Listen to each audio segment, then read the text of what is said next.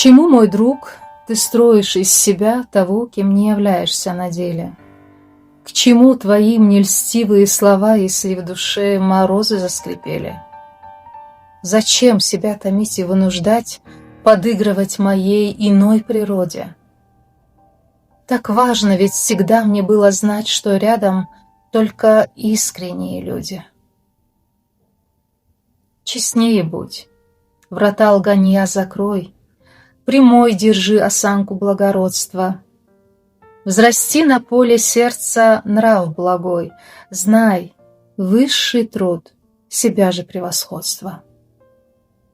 В глазах людей быть важным не стремись, похвалят раз, да и забудут вовсе.